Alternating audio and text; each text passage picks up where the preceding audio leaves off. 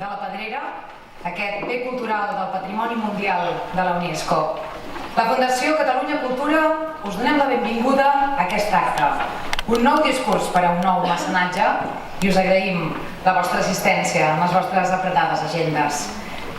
Una matinal de reflexió sobre ciutadania, mecenatge, filantropia i tot el que pugui sortir al damunt d'aquest escenari.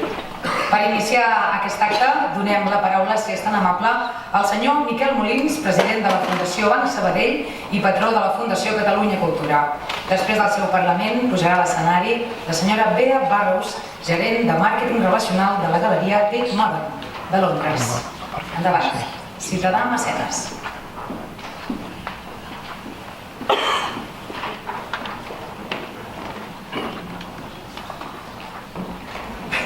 Veu menys entusiasta que la presentadora, però... Benvinguts a tots i totes i moltes gràcies per, com ha dit ella, ocupar-vos aquest matí en aquesta que vol ser una sessió de reflexió sobre mecenatge, però també una sessió de trobada entre el món de la cultura i les empreses, que és el que de fet justifica la raó de ser de Catalunya Cultura. Per tant, en nom de la Fundació Catalunya Cultura, en nom del seu president Enric Crous i de tots nosaltres, els patrons, us dono la benvinguda i us agraeixo la vostra presència. Amb molt plaer em pertoca a mi començar a presentar aquest acte introduint el que serà aquesta primera reflexió sobre el nou mecenatge, que porta per títol el nou mecenatge i que precedeix això que us deia, el projecte Impulsa, que en la seva segona edició, avui a partir de la segona hora realitzarà en aquesta sala, i que té per finalitat això, és un mercat, diguem-ne, de trobada entre empreses culturals i empreses culturals, institucions culturals i empreses, per, en definitiva, veure les possibilitats que unes i altres tenen en la seva relació des del punt de vista del patrocini i del mecenatge. Pel que fa a aquest primer acte, jo he dit només unes molt breus paraules abans de donar la paraula a Miquel Burrows, el que agraïm molt sincerament la seva presència en aquest acte i haver acceptat la nostra invitació. Jo crec realment que es pot parlar de canvi de paradigma també en l'àmbit del mecenatge, és a dir, parlem de canvis en el paradigma pràcticament tot, però també en el cas i en l'àmbit del mecenatge. I ho penso tant des del punt de vista de les audiències i els projectes, per tant, podem veure des del punt de vista cultural, com també des del punt de vista de les necessitats de les empreses. Front a la cultura institucionalitzada de la que venim, ens trobem ara amb una red d'iniciatives que ens sembla que cada vegada és més extensa i més fragmentada. I des del punt de vista de les empreses i de les marques, em sembla que hi ha una evolució que és més perceptible segurament en les grans empreses, però que penso que finalment aconseguirà, fins i tot a les petites, un canvi que va des de l'empresa anunciant, aquella que contracta publicitat, a l'empresa que es converteix en un medi, en un mitjà, diguem, en aquest sentit, en el que ja no és tan important, en aquest sentit, la contractació de publicitat com el publicitar, diguem, la pròpia marca des de totes les instàncies de l'empresa. I per tant, a l'introduir el que podria ser el mecenatge i el patrocini com una de les components essencials del discurs d'empresa, en tots els seus nivells, en totes les seves parts. Per tant, crec que, insisteixo, la red d'iniciatives és cada vegada més gran, cada vegada més, més diversa, i per tant, d'alguna manera, el mecenatge ha d'ajustar-se a aquesta nova necessitat. I en les empreses, crec que les empreses han d'entendre la importància que té des del punt de vista del propi relat d'empresa, en la responsabilitat social, etc., o en les diferents instàncies de l'empresa, la importància que té com a estratègia de marca i també fins i tot des del punt de vista del negoci, diguem-ne, la inversió en cultura. Per altra banda, també crec que aquests dos canvis des del punt de vista de les institucions culturals de les empreses segueix un empoderament, aquesta paraula que diguem és molt lletja però que es diu ara molt sovint, un empoderament, diguem-ne, cada vegada més gran de la societat i, en fi, una major complexitat. Per tant, jo crec que ens hem d'acostumar precisament també, des del punt de vista d'aquest procés de mecenatge, a aquesta enorme complexitat. Les raons per les quals es mou el mecenatge i el patrocini són moltes i molt diverses. Algunes molt conegudes i altres probablement molt noves. Jo no m'hi referiré perquè després tant la conferenciant com després les sessions posteriors tractaran sobre aquest tema i ho faran molt millor que jo. Però en tot cas és igual, des del poder, la imatge, el desig, són moltes les raons per les quals o les que mouen el mecenatge. I segurament n'hi ha de més noves, com era aquest que dic, el de l'estratègia de marca, etc. Però sense entrar realment en aquestes raons, que ja dic que són objecte de les posteriors taules rodones, deixi'm recordar, una cosa que dic recordar perquè és de tots coneguts i per tant no diré res nou, però recordar que la cultura és un factor de progrés i que la cultura i l'educació són indispensables pel benestar de les persones i de les societats. I en el cas concret nostre, i em refereixo al país, aquest, i també a Espanya, recordar que no ens podem resignar a convertir-nos en un país pobre i ignorant i que si bé que s'han perdut molts recursos, és evident, hi ha una gran potència. La potència hi és, la potència és enorme des del punt de vista cultural, però també ho és la fragilitat. A la cultura sovint li falta rigor i des de Catalunya Cultura sempre hem observat aquesta preocupació i per això hi ha tota la formació en les entitats, en les associacions, en les institucions culturals, els hi falta sovint aquest rigor, o estan mancats d'un cert rigor, però sobretot els hi falten mitjans. Hem de creure en la cultura i posar els mitjans que mereix. Altres comunitats petites, com la nostra, han apostat per la cultura i les arts, han adquirit un altíssim nivell. Un nombre molt alt d'iniciatives i activitats esperen a convertir-se en moments excepcionals. Necessiten per això diners i ser sostenibles en el temps. Gràcies novament a tots vosaltres per l'assistència i espero que disfruteu d'aquesta jornada.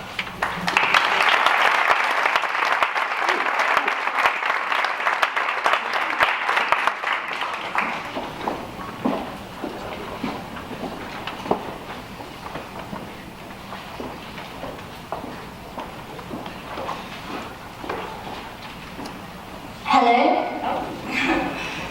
Can everyone hear me? Okay.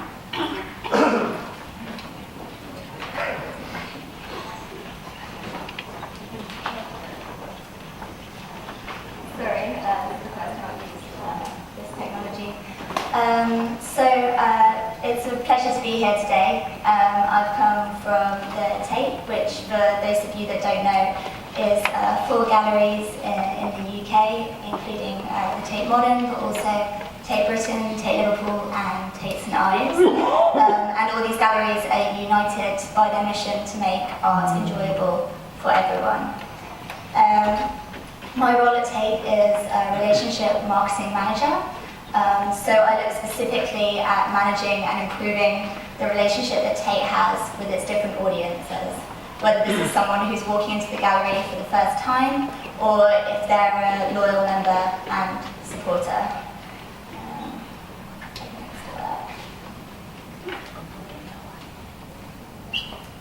So today I'm just going to specifically be talking about using data to build an audience-focused approach.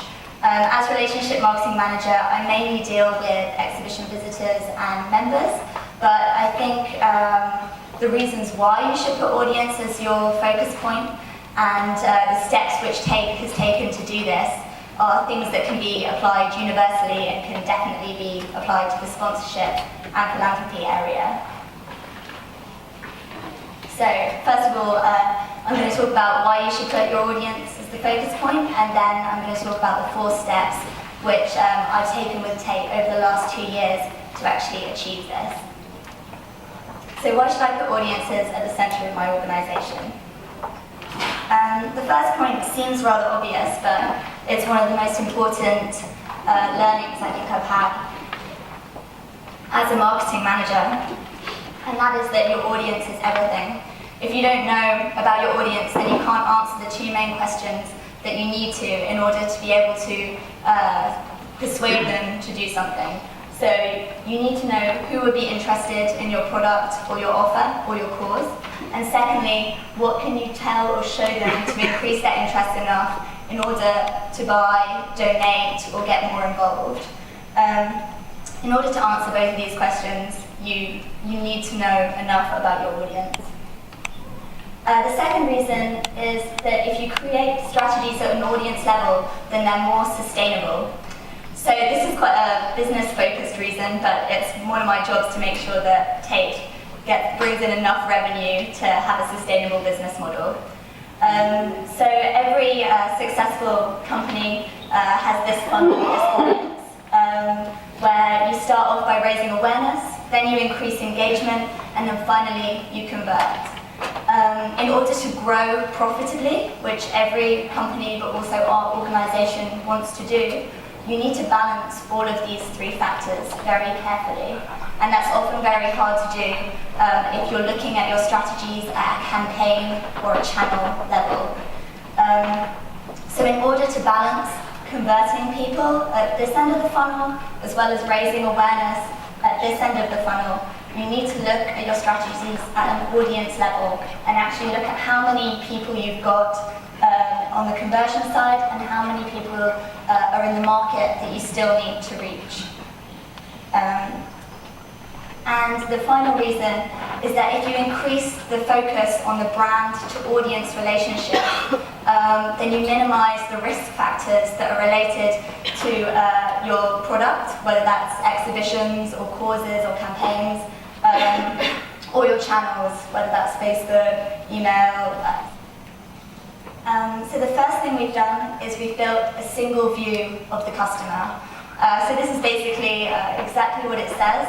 It sounds simple, but it's very hard to achieve. It's when you bring all of your data up to a customer level, and then you're able to see in one place all of the interactions that a customer has with your brand. In order to do the much more fancy things with data, this really needs to be the position that your data is in. So what we did was we brought all the audience data from our multiple systems into a single data vault. So here's an example of some of our systems.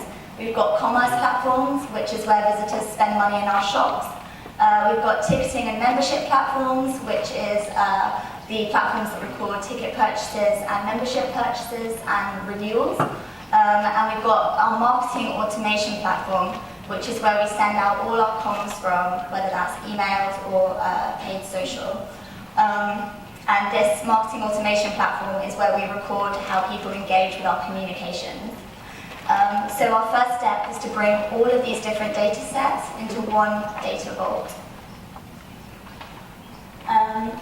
We aggregated the data at a person level. So we matched email addresses with user accounts and memberships to make sure that what we were looking at was an actual person rather than just sets of data. And each audience member or customer that we have has been given a person ID so that we know they're an individual. Opt status, which is their preference to hear from Tate, purchase history and engagement history are all held at a person ID level, which means that, for example, if someone wants to opt out of communications somewhere else in the organisation, they're not keeping on being emailed, which is very important for legal reasons. But also we can see everything they have sort of done with Tate in terms of purchases, activities and communication engagement. So this is just an example of what one of our unified customer profiles looks like. I've blocked out the name, but you can see that over on the left here we have the number of email responses they've had. Down here it says whether that's more or less than a typical opener. And then here you can see it's got how much they've spent so far with Tate, and based on that, how much they're predicted to spend. The second step which we took after bringing all our data together and having a single view of each customer was to build an RFM segmentation. Most of you are probably aware of this, but an RFM segmentation basically looks at the following audience behavior. It looks at recency of their engagement with your brand. It looks at the frequency of their engagement, so how regularly they're coming. And it looks at their monetary spend over time. An RFM segmentation is probably one of the single most important things you need in order to have an audience growth strategy. It allows you to create these strategies, it allows you to track your marketing success at an audience level, and it allows you to identify your high-value customer groups and to prioritize those groups. So this is just a very simple illustration. It was much more complicated than this, but we basically fed in all our data from our data vault into our marketing automation platform, which we actually bought this year. It's called Usar, and we're very pleased with it. The reason we chose Usar as our marketing automation platform was because it had an RFM segmentation model built into it, and the segmentation model looks a bit like this. So you can see on the top level, you've got your customer engagement segmentation. So it split our audience into first-time buyers, active customers, defecting customers, and inactive customers. And then along the bottom, you've got your buyer status model. So this splits out your audience in terms of how much they're spending with you. The first thing that we've started using this for is just to talk to the different audience groups slightly differently about different parts of the organisation. So for example, if someone's a first-time buyer, that's far too early to start talking to them about becoming a patron or a member. At this stage, we just want to get them to come back to Tate again. So we're still talking to them about our exhibitions. If they're an active customer, so that means that they've come several times and they've come recently. Then that's the point at which we start talking to them about things like membership and support and patronage. Defecting customer, this is the point at which it's very important to win them back and get them to revisit. So at this point, we normally prioritise talking to them about our sort of most convincing offer, which is normally a blockbuster exhibition like Picasso or Matisse. And it's similar for inactive customers. Down here, with the buyer status, this allows us, like I said before, to identify the people that have a large propensity to spend more with us. Anyone that's above a low spender would be someone that we'd want to talk to more about membership, or for example, we have a shop range of limited editions, which is artist editions of artworks. They're normally about £10,000 or more. But it's these people that we'd be kind of talking to about that range. And obviously silver, gold and platinum, again, they're very good prospects for patronage. The first thing that we use it for is targeting. And I just wanted to say as well that a lot of organisations have an RFM segmentation model, but it's actually something that's static and that is created every so often. Where we really like to master this is that the segmentation model is dynamic. So every single purchase comes in daily and the model refreshes with the new data on a daily basis. It's also really accessible.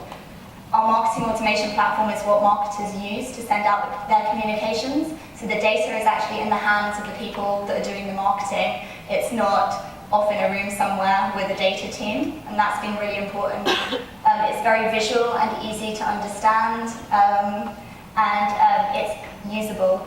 So this isn't just a chart. You can actually create segments of your audience that you then send communications to. So I could take this low spender group, drill down into it and put in different information like low spenders in London that have been to this exhibition, that are interested in this kind of artwork. I then have a group that I can immediately send an email or a paid Facebook post to, or a piece of direct mail. So it narrows the gap between your insights and your actual marketing output a lot. So for that reason, it's really changed the way we've worked with data. The second thing which we just started using it for, which we're quite excited about, is to track our marketing success at audience level. So as well as knowing sort of our numbers in each group and working to increase those numbers, we also have a recorded repurchase rate for first-time buyers, retention rate for active customers, and a win-back rate for defecting and inactive customers. And we can actually set ourselves targets to improve these rates over time. We also have average spend per group. So again, that's a metric that we can actually look at and say we want our average spend, for example, first-time buyers to be closer to £35, and look at growing that using our marketing communication. So having these audience groups and these metrics against them is going to be really useful for setting ourselves targets as a team.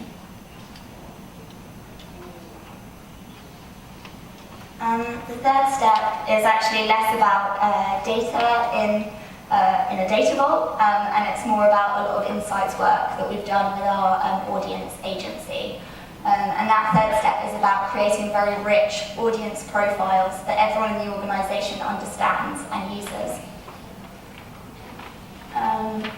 So our brief to our agency was to create an active segmentation. So this was a segmentation specifically for anyone that had visited Tate in the last 3 years. We asked them to focus on the actives because these are the people that we have the richest data on in terms of our data vault. So they're people that are active members and visitor goers. And we wanted this segmentation to be specific to the visual arts. It needed to be in line with the kinds of exhibitions that Tate was putting on. And it needed to be compatible with the visit and purchase behaviour, but not limited to them. We definitely wanted something that was more rich than if they've been to this, they'd like this. Because we could do that ourselves, we wanted them to really add to that. We wanted it to be compatible with our media agency data so that we could use it for much wider marketing as well. And we wanted to allow for Tate's desired brand migration. So this is basically, we wanted it to reflect where we were at the moment, but also look forward to where we could be in the next 3 years. So I can't go into too much detail about the segments because they're top secret, but in summary, they produced 6 segments for us, and across an axis of how deep that person's engagement with art was. And within that, each of the segments kind of has a slightly different art taste, or art that they like. So segment 1 is the sort of people that have the deepest engagement with art and tend to be sort of professionals in the art world or students. Segment 6 is people that have the least engagement. They want a sort of much more social element to their visit, and they're much more conservative in their art tastes. So this is just an example of one of the segments, called Tate Experiences, to show you what kind of work our agency did for us. So Tate Experiences, they're quite mainstream in their taste.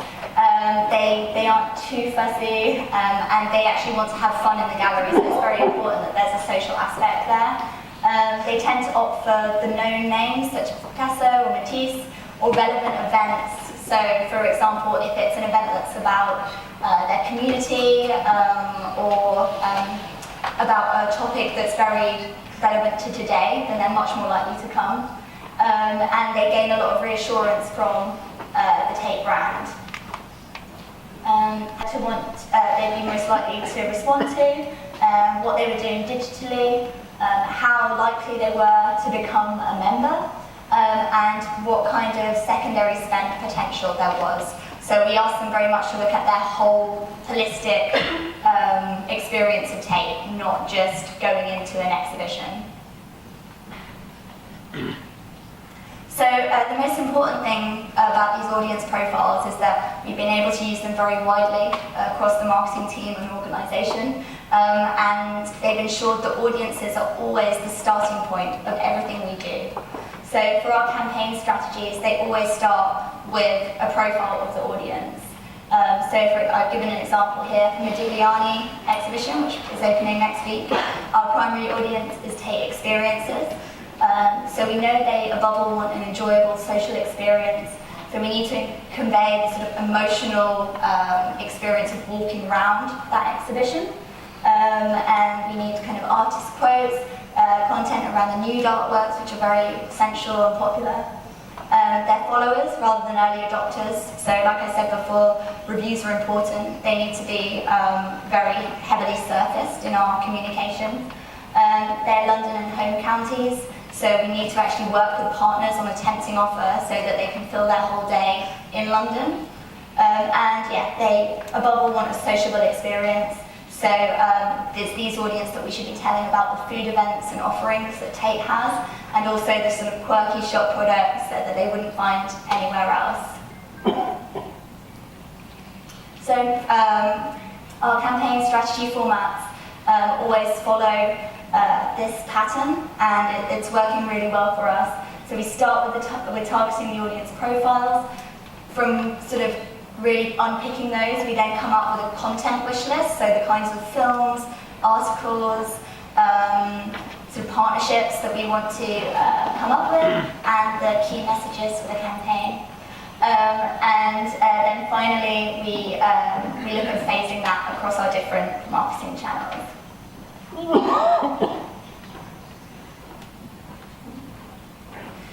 We also use it for audience journey mapping. For example, we'll take for our recent gift membership campaign for Christmas, we take an audience which is a target audience for that campaign, such as Tate experiences, and we come up with a graph of what they're thinking, saying, feeling and doing when they're deciding what they should buy their loved ones for Christmas. How can we get gift membership to be one of the presents that they choose? We then break down these things, what they're thinking and feeling and doing, into the different stages of their purchasing journey to make sure that we're getting communications across to them at the right point in their journey, and to make sure that we're breaking down their barriers to purchase and convincing them that a gift membership is the right product for them to buy. Finally, because I'm running out of time, we looked at creating interest categories. So these are basically, your RFM segmentation is measuring your audience's engagement with your brand, but actually you need your interest categories to really determine what their motivation is as well. Because otherwise you've just got a business model, you don't actually know enough about them. So what we did was we used our audience profiles to work out what the different interests that our audiences had. So for example, Tate experiences, you could probably tell from my previous slides that they're more interested in modern and contemporary art. They're not as interested in historical art. They've got good levels of art knowledge and name recognition, so they could be interested in smaller shows, but they're also open to seeing more well-known artists. So we basically used these different interests to create a series of tags, which we tag up our exhibitions and events and products with. So, for example, we've got sort of art appeal. So, is it a specialist show or is it a blockbuster? Is it modern, contemporary, or historical? Is it a single artist or an idea or theme? And also, what's the medium? Photography, painting, sculpture. So this is just what we've used for the Tate, but for example, it could be anything. If it's a cause, your different categories would be the different reasons someone's motivated to give, and then you could tag up your different pieces of content and your different events with those categories, and if someone engages with them, it shows that that's where their interests lie. So it's quite a lot to get your head around, so I'm just going to give an example.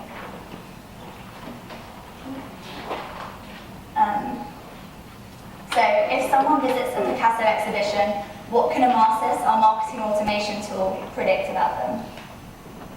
So if they visit a Picasso exhibition, we've tagged this exhibition up with a lot of things, but some of the things are that it's a blockbuster, that it's modern art, and that the medium is painting. The other exhibitions that we've got are also tagged up with these categories are Matisse, Hockney, Modigliani, Giacometti, and Annie Albert. So what we know from what Amasis does when someone visits the Picasso exhibition is it says, right, they've purchased a ticket to this exhibition, so they've shown an interest in these 3 categories. Therefore, their likelihood to be interested in these exhibitions increases. So from someone visiting Picasso, Amasis would say they're more likely to be interested in these exhibitions that we've got on than anything else that Tate's doing. And that goes across shop products and the exhibitions themselves. So we really use this basically to make sure we keep on talking about the things which originally motivated people to become engaged with Tate and to visit us. And we're really engaging with why they're passionate about art, whether it's because they're a painter, or they've got a love of sculpture, or they're incredibly interested in contemporary art. We don't ever want to lose sight of that. So the Picasso visitor will be given an affinity to each of the categories, and will then be able to target them with other exhibitions and shop ranges. And depending on what they do after that, their affinity changes. So in conclusion, what are the 4 steps and why? Step 1, you need to create a single view of your customer data model. This is so that your data is about people, and it's not about products, channels, or systems. Secondly, you need to create an RFM segmentation. So this is so that you can create audience-focused growth strategies and targets against those. And it also helps you to identify who your most high-value customers are, and you're able to prioritize them. Step 3, creating audience profiles. This is probably one of the most important steps. You need to be able to create rich personas so that everyone across the organisation gets to know the different audience types and they don't just sit within your data or your insights team. These personas should be the starting point for everything that you do, not only campaign strategies in the marketing department, but audience journey mapping for visitor experience or events teams, and even user experience design on the website should come back to these audience profiles. Finally, from the profiles, you can create interest categories. So these work out what exhibitions, events, and shop ranges someone might be interested in. You can extend this out to what kind of causes or projects they'd be likely to give to. And it's we base ours on their art taste and their knowledge, but for you it should be what are their key motivations for getting involved with your brand. Your interest categories should feed directly from your audience profiles so that your overall company strategy and your data segmentation at a campaign level are completely aligned. Thank you, that's all I've got time for.